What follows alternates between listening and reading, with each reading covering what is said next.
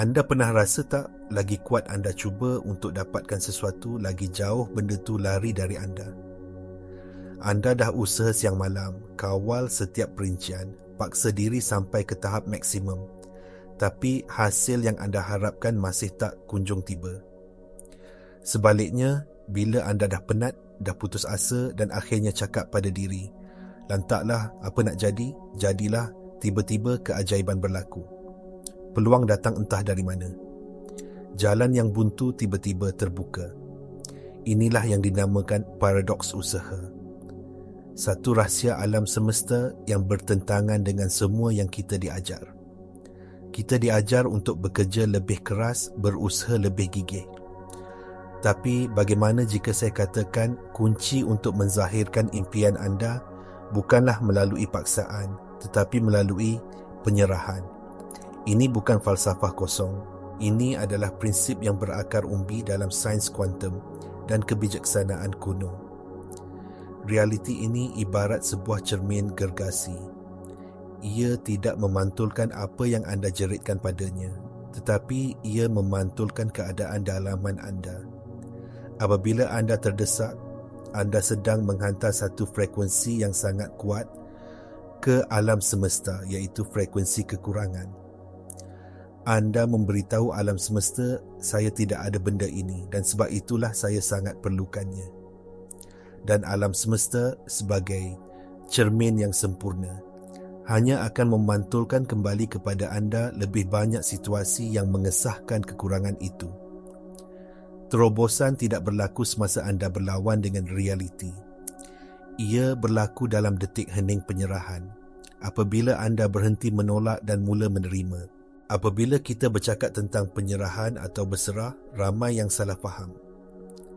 Mereka fikir ia bermaksud mengalah, putus asa atau menjadi pasif dan tidak berbuat apa-apa. Ini adalah satu salah faham yang sangat besar. Penyerahan dalam konteks manifestasi bukanlah kelemahan, ia adalah kekuatan tertinggi. Ia bukan satu keadaan pasif, tetapi satu keadaan aktif yang kita panggil koheren. Koheren bermaksud ada kesejajaran mutlak antara fikiran, perasaan dan tindakan anda. Ia adalah tentang berhenti mengejar impian anda di luar sana dan sebaliknya mula merasainya sebagai satu kenyataan di dalam diri anda sekarang. Bayangkan anda sudah pun memiliki apa yang anda inginkan. Bagaimana rasanya, apa emosi yang anda akan alami? Kegembiraan, kesyukuran, kelegaan. Itulah frekuensi yang perlu anda selaraskan. Penyerahan bermakna anda berhenti beroperasi dari frekuensi kekurangan dan mula hidup dari frekuensi pemenuhan. Anda tidak lagi menunggu realiti luaran berubah untuk merasa bahagia. Anda memilih untuk merasa bahagia dahulu. Dan dari situlah realiti luaran akan mula menyusun semula dirinya untuk sepadan dengan keadaan dalaman anda. Dari perspektif fizik kuantum, alam semesta adalah lautan tenaga dan potensi yang tidak terhingga. Kesedaran kitalah yang bertindak sebagai pemerhati yang menyebabkan gelombang potensi ini runtuh menjadi zarah realiti yang kita alami. Apabila anda berada dalam keadaan penyerahan yang koheren, anda menjadi pemerhati yang jelas dan berkuasa, mampu menzahirkan realiti yang selari dengan frekuensi anda. Persoalannya, mengapa begitu sukar untuk kita melepaskan dan berserah? Jawapannya terletak jauh di dalam sistem operasi kita, iaitu minda separa sedar. Sains neuroscience menunjukkan bahawa 95% daripada kehidupan seharian kita, termasuk pemikiran, emosi dan tindakan kita, dikawal oleh program-program automatik dalam minda separa sedar. Program-program ini dibentuk sejak kita kecil berdasarkan pengalaman dan memori emosi kita. Jika anda membesar dengan kepercayaan bahawa anda perlu berjuang untuk mendapatkan sesuatu, atau anda tidak cukup baik, maka itulah program yang sedang berjalan. Anda telah membina satu identiti di sekeliling perjuangan itu. Usaha keras dan kawalan menjadi sebahagian daripada diri anda. Jadi, apabila anda cuba untuk melepaskan kawalan minda separa sedar, anda akan memberontak. Ia merasakan satu ancaman, seolah-olah ia akan kehilangan identitinya. Ia akan mencipta keraguan, ketakutan dan sabotaj diri untuk menarik anda kembali ke corak lama yang dikenalinya. Inilah sebabnya mengapa perubahan sejati bukan sekadar menukar pemikiran tetapi menukar identiti. Anda perlu berhenti menjadi orang yang sentiasa mencuba dan mula menjadi orang yang sudah memiliki. Anda perlu melepaskan cerita lama tentang perjuangan dan mula menulis cerita baru tentang kemudahan dan aliran. Proses ini memerlukan kesedaran untuk mengkondisikan semula minda separa sedar anda, menggantikan program kekurangan dengan program kelimpahan. Jadi, bagaimana kita boleh beralih dari usaha paksa kepada tindakan berinspirasi? Kuncinya adalah dengan membezakan dari mana datangnya tindakan itu. Usaha paksa datang dari fikiran yang cemas dan perasaan takut. Ia didorong oleh keperluan untuk mengawal hasil. Ia menghantar isyarat kekurangan. Manakala tindakan berinspirasi pula lahir dari keadaan dalaman yang tenang dan selari. Ia datang sebagai satu ilham, satu gerak hati atau satu idea kreatif yang muncul apabila anda tidak memaksanya. Ia terasa ringan, mudah dan betul. Dari sudut neuroscience, apabila anda berada dalam keadaan usaha paksa dan tertekan, anda mengaktifkan sistem saraf simpatetik atau mod lawan atau lari. Dalam mod ini, badan anda melepaskan hormon stres seperti kortizol, saluran darah anda mengecut dan fokus persepsi anda menjadi sangat sempit. Anda hanya nampak masalah, bukan penyelesaian. Sebaliknya, apabila anda berada dalam keadaan tenang dan berserah, anda mengaktifkan sistem saraf parasimpatetik atau mod rehat dan hadam. Dalam mod ini, otak anda menghasilkan gelombang alfa dan theta yang dikaitkan dengan kreativiti, intuisi dan keadaan aliran. Persepsi anda menjadi luas, membolehkan anda melihat peluang dan penyelesaian yang sebelum ini tersembunyi. Langkah pertama untuk melakukan anjakan ini adalah dengan mengubah frekuensi anda secara sedar. Salah satu cara paling berkesan adalah dengan menggunakan satu deklarasi yang mudah tetapi sangat berkuasa. Setiap kali anda merasa diri anda mula memaksa, bergelut atau risau, berhenti sejenak. Tarik nafas dalam-dalam dan sebut dengan penuh perasaan, sama ada di dalam hati atau dengan kuat.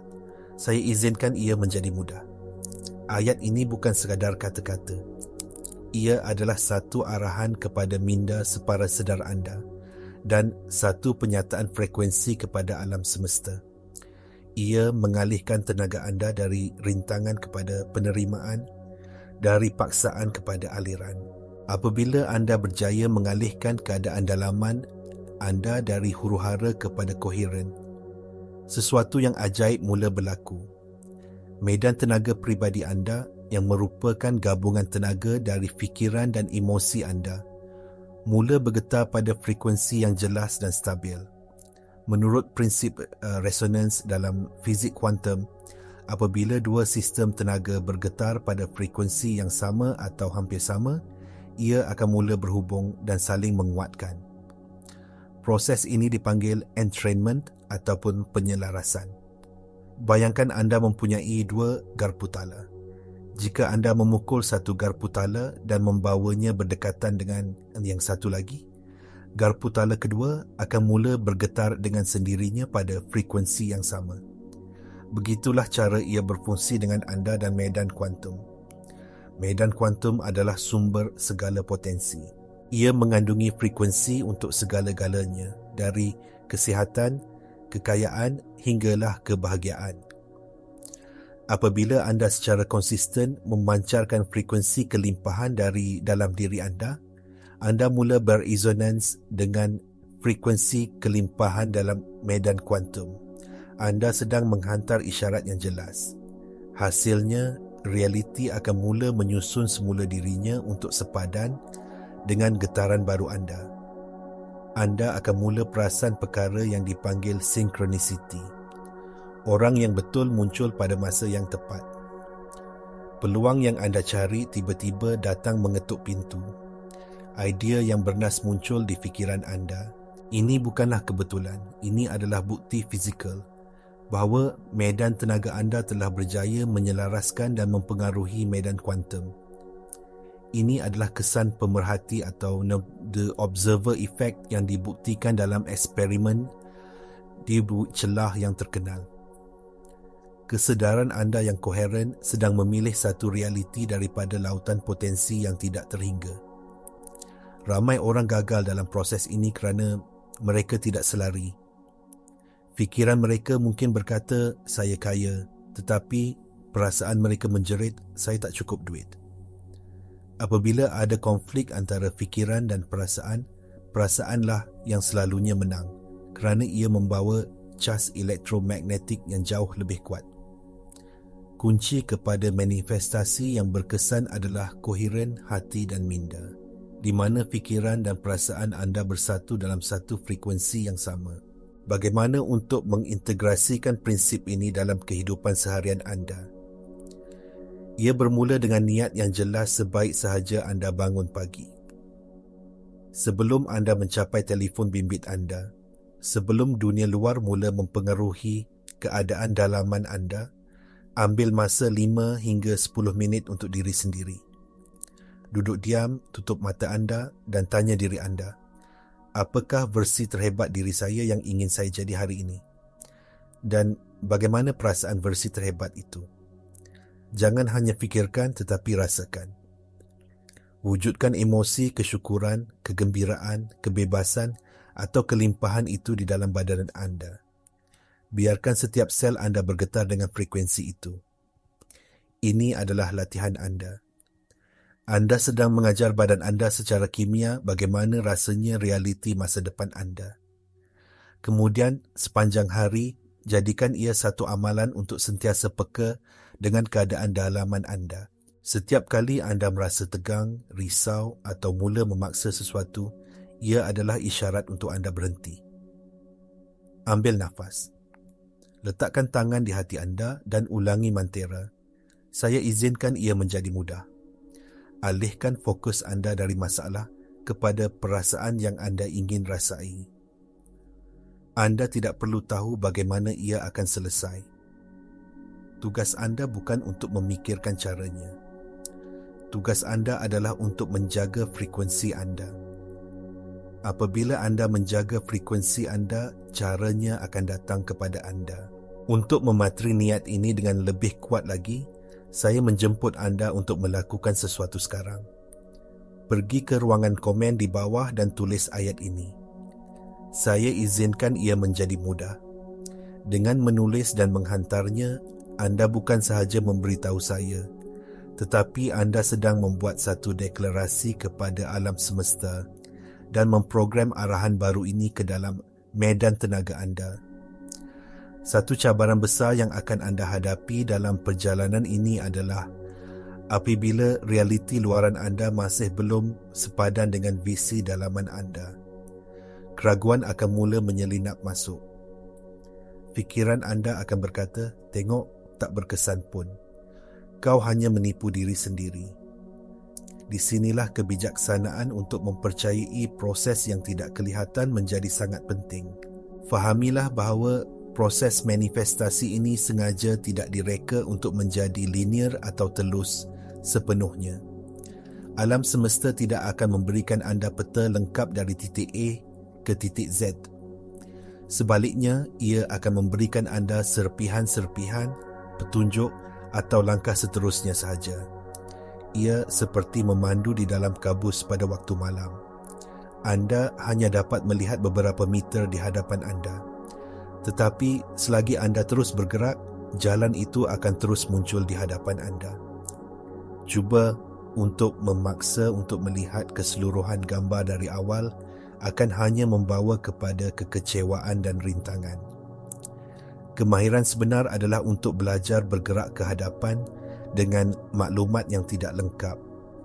dengan kepercayaan bahawa setiap langkah akan mendedahkan langkah yang seterusnya. Apabila keraguan muncul, jangan lawan. Jangan cuba untuk menindasnya. Anggap sahaja keraguan itu sebagai satu lagi frekuensi, seperti siaran radio yang tidak anda suka. Akui kewujudannya dan kemudian dengan lembut alihkan semula perhatian anda kepada frekuensi yang anda pilih, iaitu frekuensi kepercayaan dan penyerahan. Sains epigenetik menyokong idea ini. Ia menunjukkan bahawa keadaan emosi dan kepercayaan kita boleh menghantar isyarat kepada sel-sel kita, yang kemudiannya boleh mengubah ekspresi gen kita. Ini bermakna dengan mengubah keadaan dalaman anda secara harfiah boleh mengubah realiti biologi dan fizikal anda dari dalam keluar. Jadi bertahanlah, teruslah melatih keadaan menjadi. Setiap saat anda memilih kepercayaan mengatasi keraguan, anda sedang membina otot manifestasi anda dan mengukuhkan sambungan anda dengan medan kuantum. Kesimpulannya, perjalanan untuk mencapai impian anda bukanlah satu perlumbaan untuk melakukan lebih banyak, tetapi satu amalan untuk menjadi lebih. Ia adalah satu anjakan paradigma dari memaksa realiti untuk tunduk kepada kehendak anda, kepada menyelaraskan diri anda dengan aliran alam semesta. Paradoks usaha mengajar kita bahawa yang kekuatan sejati datang dari kelembutan dan kawalan tertinggi dicapai melalui penyerahan. Apabila anda berhenti mencuba dengan terdesak, anda membuka ruang untuk keajaiban berlaku. Apabila anda melepaskan keperluan untuk mengetahui setiap langkah, anda membenarkan kebijaksanaan yang lebih tinggi untuk memimpin jalan. Ingatlah, realiti adalah cermin. Ia tidak bertindak balas terhadap apa yang anda mahu. Ia bertindak balas terhadap siapa anda. Jadi, soalan yang perlu anda tanya pada diri sendiri setiap hari bukanlah apa yang perlu saya lakukan hari ini, tetapi siapakah yang perlu saya jadi hari ini. Jadilah versi diri anda yang sudah hidup dalam realiti impian anda. Rasakannya, bernafas dengannya, bertindak darinya. Alihkan fokus anda dari berjuang untuk mendapatkannya kepada bersyukur kerana ia sudah pun menjadi milik anda dalam dimensi tenaga. Ini adalah kunci yang membuka pintu kepada manifestasi yang mudah dan mengalir. Anda bukan mangsa keadaan. Anda adalah pencipta dari realiti anda yang berkuasa. Kuasa itu tidak terletak pada otot anda atau logik fikiran anda semata-mata, tetapi pada frekuensi hati anda. Jaga hati anda, jaga frekuensi anda dan lihatlah bagaimana alam semesta tunduk untuk memenuhi visi anda. Terima kasih kerana meluangkan masa bersama saya hari ini. Jika mesej ini bergema di hati anda, sila tekan butang suka, langgan saluran ini dan kongsikan video ini dengan seseorang yang termungkin memerlukannya. Dan yang paling penting, jangan hanya tahu perkara ini, jadilah ia. Saya izinkan ia menjadi mudah.